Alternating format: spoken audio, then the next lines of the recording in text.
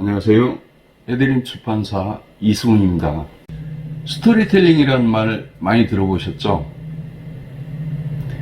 스토리텔링은 단순히 이야기를 창작하는 데 그치는 게 아니라 그 스토리텔링을 현장에 시설로 입히고 사람들이 그 현장으로 찾아올 때 혹은 그 스토리텔링을 통해 대상이 구매로 이어질 때 완성된 스토리텔링이 되는 것이죠.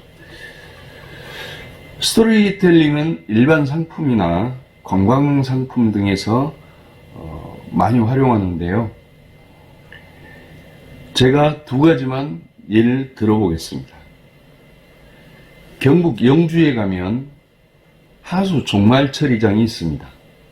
한마디로 똥물을 다루는 하수처리 종말장은 혐오시설 가운데 하나죠. 악취도 풍기는 이런 곳에는 일반인이 절대 안 갈 겁니다. 그런데 이 똥물을 팔아먹은 스토리텔러가 있습니다. 바로 주인석 작가입니다. 스토리텔링 작법과 실물을 쓴 저자인데 바로 이 책입니다. 우리 해드림 출판사에서 가장 애착이 가는 책 가운데 하나입니다. 주인석 작가는 똥물, 기타, 오수가 어떻게 맑은 물이 되어 강물로 흘러가는지 떼굴떼굴 물고마라는 동화로 스토리텔링을 썼습니다. 6명의 물고마 캐릭터가 모험을 통해 오수가 정화된 과정을 보여줍니다.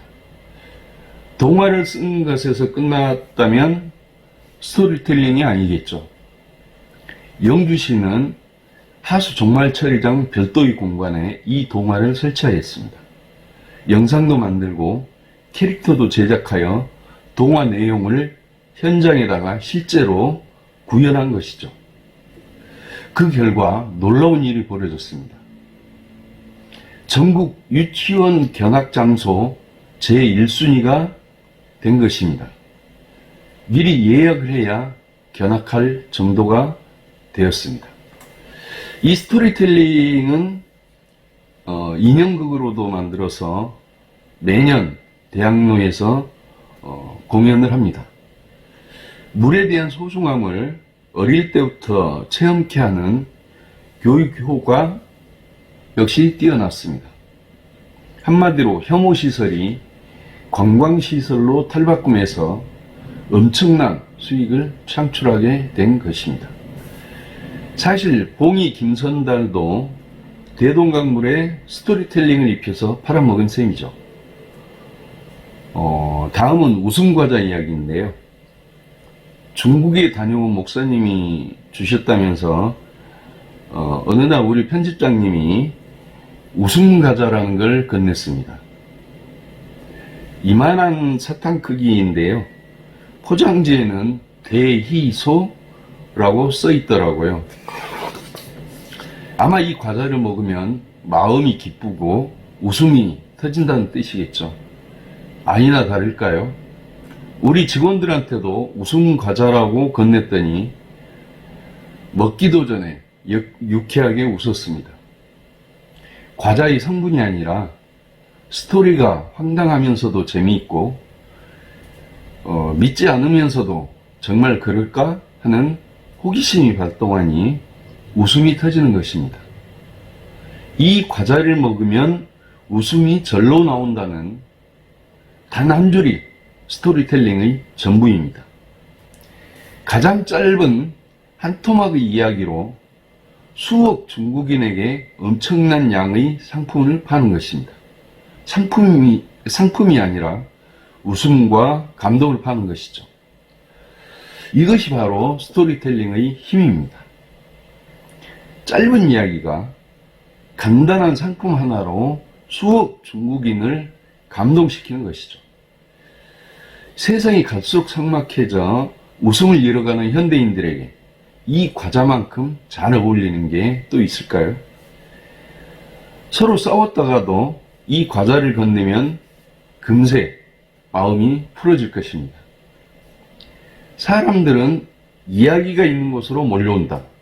이것이 스토리텔링의 목적입니다. 돌멩이도 스토리텔링을 입히면 상품이 됩니다. 하수 종말 처리장처럼 똥물도 이야기를 만들면 팔 수 있습니다. 가난한 마을이 스토리텔링을 만나면 부자 마을이 됩니다. 사람들이 떠나 폐허가 된 마을이 장어마을로 탈바꿈되어 부자 마을이 된 곳도 실제로 있습니다. 모든 광고와 홍보는 이미 스토리텔링 방식입니다. 상품이 아닌 이야기를 파는 시대. 상품은 금세 소멸하지만 이야기는 영혼을 창조합니다. 사람들은 이야기가 있는 곳으로 몰려오니까요. 중고등학생, 대학생, 모든 직장인과 일반인은 이 책을 읽는 순간 스토리텔러로 거듭날 수 있습니다.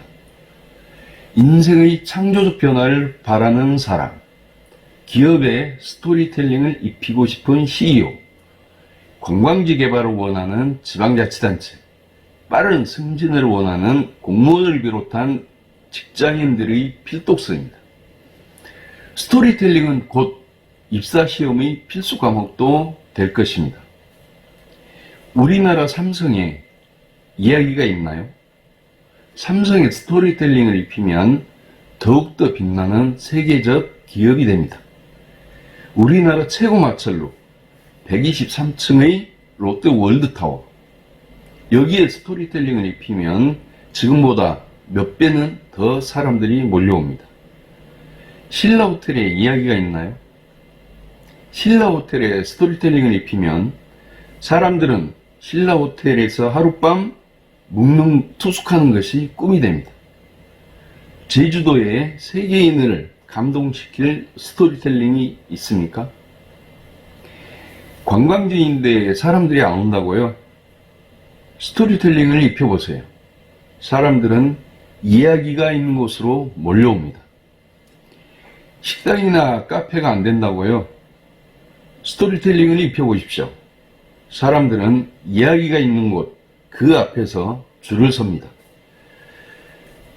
스토리텔링이 안 통한 데는 없습니다. 사람들이 관심과 발길이 필요한 모든 곳, 자신의 삶, 자신의 꿈조차도 스토리텔링을 입히면 빛나는 변화와 창조를 볼 수 있습니다. 창의적인 공무원이 대한민국을 스토리텔링 합니다. 대한민국이 스토리텔링 되면 세계인은 대한민국이 아닌 이야기를 찾아 몰려옵니다. 우리나라 관광지 문화를 고급화하는 길은 관광지에 스토리텔링을 입혀 이야기가 되는 관광지로 만드는 것입니다. 사람들은 이야기가 있는 곳으로 찾아오니까요. 국내 관광지의 스토리텔링화, 그것이 국내 관광 산업을 활성화시키는 일이고 외국으로 우리 국민을 빼앗기지 않는 길입니다. 주인석 작가는 스토리텔링 작가로 큰 성공을 거둔 케이스입니다. 오랜 연구와 풍부한 현장 경험으로 스토리텔링 작법을 구축한 이 책, 스토리텔링 작법과 실무. 막연하게 알았던 스토리텔링의 놀라운 효과와 스토리텔링으로 막대한 수익을 창출한 국내 200여 군데도 이 책에서 확인할 수 있습니다. 어떤 사람을 만나느냐에 따라 인생이 달라지듯 어떤 책을 만나느냐에 따라서도 인생이 달라집니다. 고맙습니다.